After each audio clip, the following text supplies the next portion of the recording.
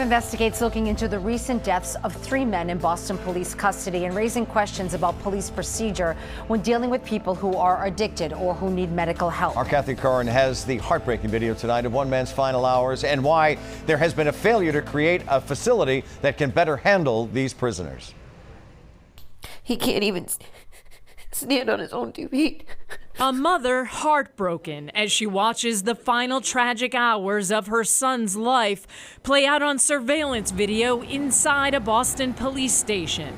In the early morning hours of July 14th, Linnell Cox's son, Shane Stilfen, was arrested for allegedly breaking into a car.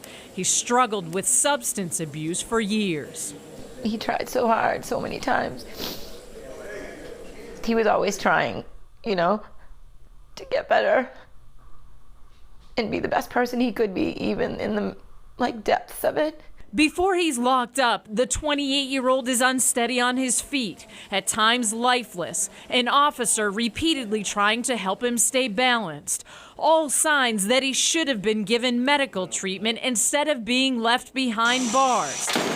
And minutes after he's placed in a cell, he grabs drugs from the back of his shorts and ingests them.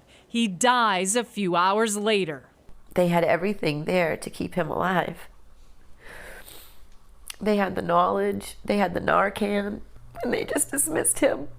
Every county in the state except Suffolk has regional lockups or safekeep programs run by sheriff's departments with medical professionals on staff, where short-term prisoners for municipalities are held before they head to court.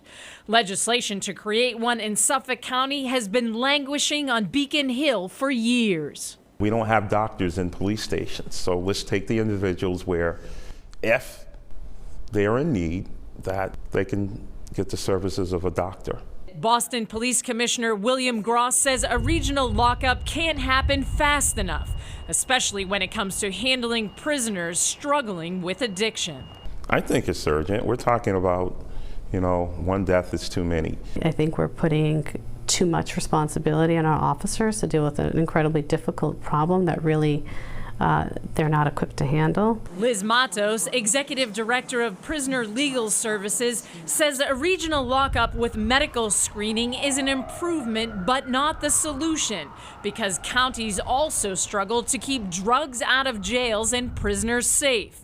According to the state, 23 people have died of unnatural causes in local lockups, jails, and prisons since 2018. 9 have overdosed. We need the city and the state and our governor to really treat this like a top priority. Do you believe Shane deserved better? Oh, yeah. Yeah, he didn't want to die. Shane Stilfen's death has been ruled an accident. Internal investigations into all 3 deaths are ongoing. Suffolk County does run a limited safekeep program for university and college police, but nothing to the extent of what would be needed to house prisoners for places like Boston, Chelsea, and Revere. Kathy Curran, 5 Investigates.